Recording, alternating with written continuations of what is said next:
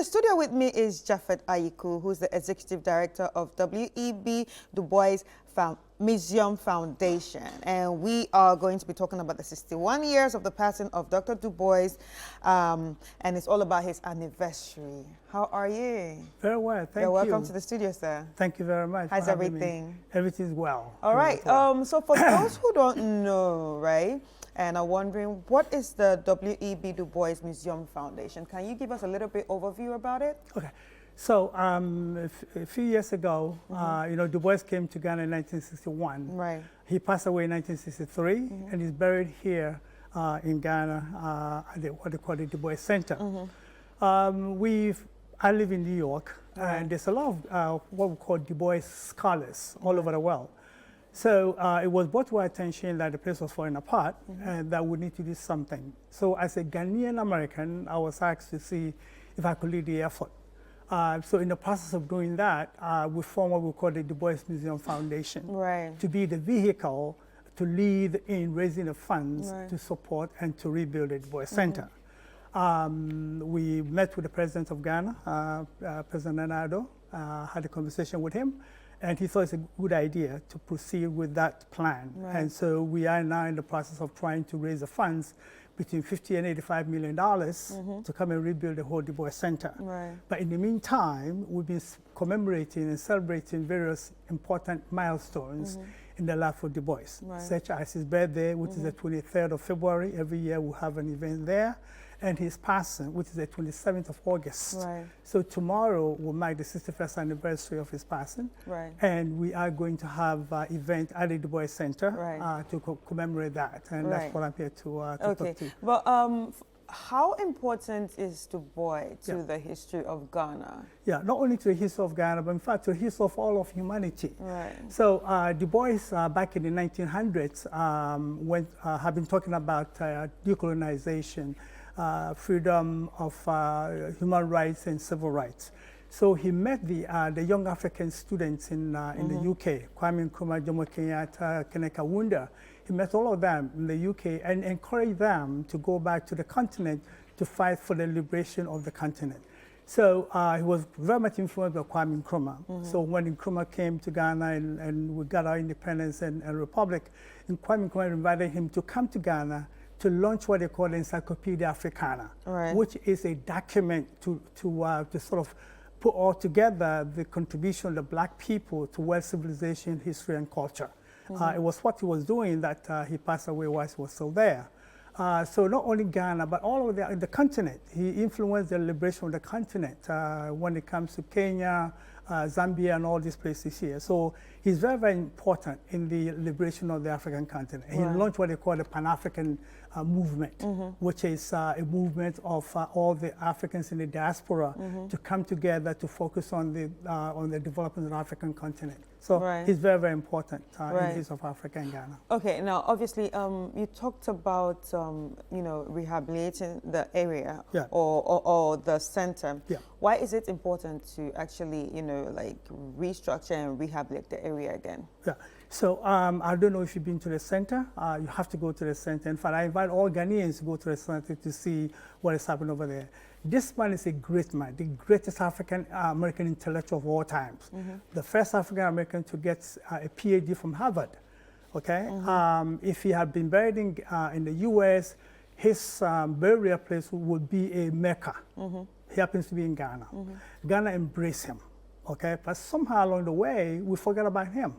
His legacy and all that just lay dormant. Not only the legacy, but also the physical place where he lived. You should go there. There are leaks and his books. I think we have, if you can show it, we have the books that he came to Ghana with. Yeah, this is an album of a collection of his books and the way that they are today. They are really, really falling apart. All right, so these are the books. Yes, and these are very, very important document that scholars all over the world are looking to study and to write and to publish things on. They're all falling apart. Okay, so we, the Du Bois Museum Foundation, are saying that it's very important for us to raise the money, to fix the bungalow, make it very nice, and then the tomb where it's buried, it's dirty, it's crowded, it's filthy, it doesn't look too good. for this important man. So we want to build a bigger memorial where people can go and reflect and have meditation on it. So this, when we've done all of that, will become an important foreign exchange earner for Ghana. Right. People will come from all over the world. Yeah, like a tourist center. Like it to be the biggest tourist attraction in all of Africa. I guarantee you. Because not only is it important to Ghana and Africa, but all over the world. China used to celebrate its birthday as a national holiday. China used to celebrate its birthday as a national holiday. So we're going to promote the revival of the Du Bois legacy in Ghana. Right. And we know the Chinese are going to come in their numbers to come in and see where Du Bois is buried. Right. France, Germany, UK, all over the world, Du Bois is well respected. Right. And so we think that this project is very, very important to Ghana's economy. Right. So you're raising fund right now, and where have you got into, and how much are you looking at? Okay. So we're looking to raise between $50 and $85 million. We think we can do it. I'm very confident we can do it. You can do it. Yeah. Part of the money will go into building the physical facilities. And then in terms of the operation of the center, we want the center to be such that school children and all of Ghanaians can go there for free, okay, to learn about this great man. So we're not talking about a commercial enterprise where we're looking to generate money and all of that. We want this place to be a historical place. So part of the money will go into the maintaining and the operation of the center. We're doing very well. We haven't launched our capital campaign yet, but there are so many Du Bois scholars over the world that when I tell the story of Du Bois's life in Ghana, I get people who are just ready to support us. We got the Mellon Foundation, who has given us $5 million. And we haven't started our campaign yet. Mellon Foundation has given us $5 million for us to use in fixing the bungalow. So on tomorrow, President Nana Addo is coming to cut sword to signify the beginning of the renovation process of Du Bois's bungalow. Right. We got money already. Right. We got the Ford Foundation that has given us money. We got the MacArthur Foundation that has given us money, and we have not started our campaign yet. Yeah, so it's looking beautiful. It's looking Very like well. it's going to happen. But so before we get into this 61st anniversary that we are going to talk about, the whole event that we're going to be talking about, I think over the week, actually last week, I think I heard you on the radio trying to clarify some issues. There's been some brouhaha or some talks or some brouhaha around, the partnership with you and the government. So what is this about? What is it about, Chris? I'm baffled. I just don't know what is happening with all these slides that have been peddling all over the network. The fact of the matter is that we negotiated in very good faith with the Ghana government. Yeah. I'm a Ghanaian first. I'm a Ghanaian first. I've also looked out for the interests of Ghana. For those who know me, and there are quite a lot of people who know me, I do work quietly. I work quietly in the country. There's so many things I've done, those who know, and I don't need to blow my horn. But the Du Bois Center is something that we shouldn't be too proud of the way that it looks today. So we negotiated, okay, to come up and revamp the place. We're going to raise $50 to $85 million, okay? We told the Ghana government that we are there because the place has not been kept up. So therefore, we have the expertise to maintain the place when we build it. And so we want to be there. Initially, I said, they asked me, how long do you guys want to be there? And I said, we want to be there for as long as the remains of Du Bois is interred in the place. It makes sense. We don't have to be there if the place is being maintained. So why would we come, fix it up, and then hand it over when we know that there's no expertise or willingness to maintain the place? And maintenance culture. Yeah, yes. And by the way, we're working with the Du Bois' family. Right. His great-grandson is arriving, I think he's arriving this morning. Right. And he's working with us as part of the group. So we said, I want to be there for as long as, they said, no, Jafet, you have to come up with an end date. I said, okay, fine, 50 years. Okay? We want to be there for 50 years, managing the place with expertise, experts and all of that, with the commitment that we have. We said, so 50 years is too long. The Ghanaian public couldn't buy 50 years. I said, okay, fine. Let's break it up into 30, 20. So the agreement says we're going to be there, but it's broken up for 50 years, but broken into 30, 20. After the first 30 years, by which time I will be 105 years old. So I just give up my age, yes. right? I'll be 105 years old. If I'm still alive, we meet with the government in place and negotiate and evaluate our relationship. Are we happy with the way that the government is treating us? Is the government happy with the way that the Du Bois Museum Foundation, which is all Ghanaians, by the way, the place is going to be made by Ghanaians, 100%, about between 40 and 50 people we're going to hire. Are we happy with the way that everything is going? If our relationship is good, we will continue for the next 20 years. And then after that, we'll negotiate again.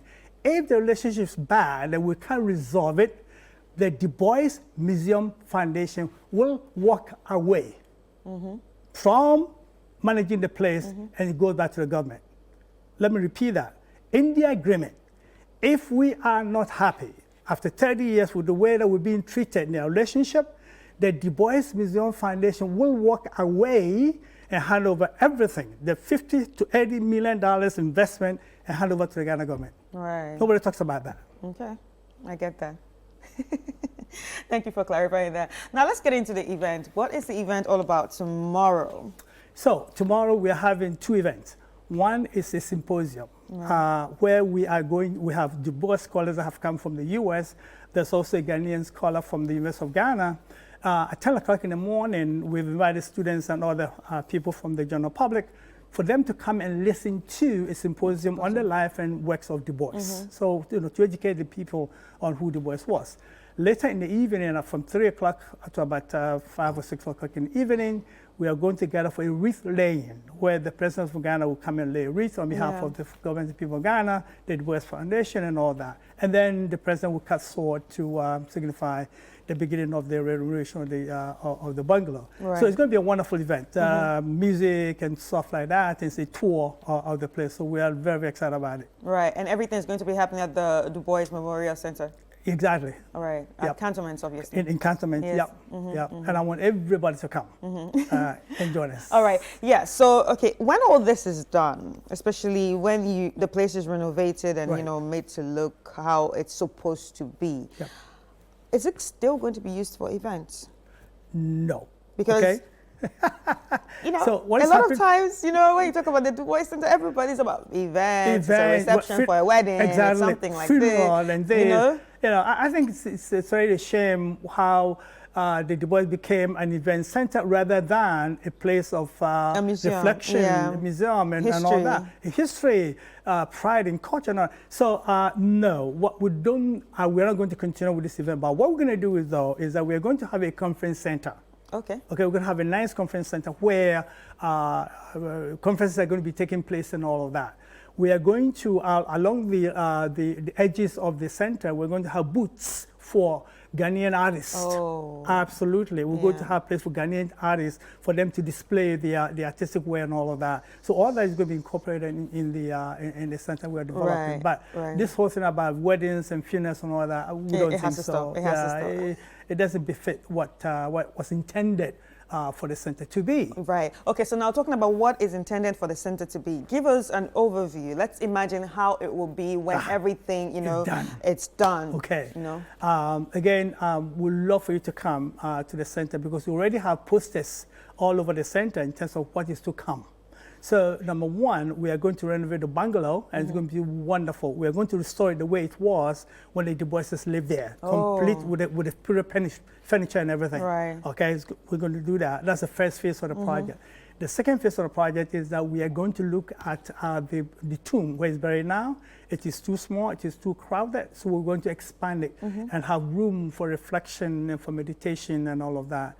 The third phase of the project is where we're going to be what we call an institute building. And within that institute building, we're going to have a museum. We're going to have a library that will contain his books. We are going to have what we call a book preservation lab and a fabric conservation lab within that institute building. We are going to have a conference center. We're going to have an outdoor theater. Right. Outdoor theater to show movies, important movies and documentaries, and to have performances and all of that. We're going to have a cafe. Du Bois used to love to make his own coffee. He loved to make his own coffee. So we are going to have something called Du Bois Coffee, a cafe that we're going to promote, and in terms of quick snacks for the people that will come in and walk around and all of that. And we're going to have room for people to reflect and sit down and enjoy themselves and all that. I'm telling you. Yeah. So will people have access to the books? For the books are in such bad shape that right now we have, and that's another thing I want to share with the Ghanaian public. We have an agreement. So those are the books that we see on the screen? Yes, the books and papers that you see on the screen. We have an agreement with the Library of Congress. Library of Congress is the most prestigious library that takes care of all the books and documents of the U.S. people and government. Right. They have signed an agreement with us to provide the expertise to train Ghanaians locally here in Ghana and in the U.S. on the art and science of book preservation. So we have about 1,500 books. So we're going to build a lab in the facility we're building, employ Ghanaians on a full-time basis to learn how to take preserve, their time to preserve and to fix and to repair all these books here. It's going to be like, it's a 10, 20-year contract, we're talking about. And in the process, we're hoping to develop a center of excellence here in Ghana, so that around the West African area, governments and institutions who have books and documents that are falling apart, they can bring to Ghana and we can take care of it for them. All right. Chris, it's a fantastic project we're talking about. I know. Again, 100% Ghanaians are going to run it. Not Americans are coming. Ghanaians are going to be trained to run the center. Right. Thank you so much. And they're going to be paid very well. Yeah. That's the most important Yes, it's going to be paid very well. All right, thank you so much, Mr. Ayike. So we've been talking about the 61st anniversary of the passing of Dr. W.E.B. Du Bois. And tomorrow there's actually going to be a symposium at the Memorial Center of Pan-African Culture at Cantonments here in Accra. And it starts at 11 o'clock to 2 p.m. And the wreath laying ceremony will be at 3 p.m. to 5:30 p.m. So please, if you are interested, pass by. It's free. It's free. It's free for everyone to pass by. All right. Thank you so much, Mr. Japhet Ayiku, who's the Executive Director of the W.E.B. Du Bois Museum Foundation. Thank you. It was really nice having you on the show. And yes, he said he's giving me one of these books, so where I'm going to be looking at the pictures of, how the books are all kept.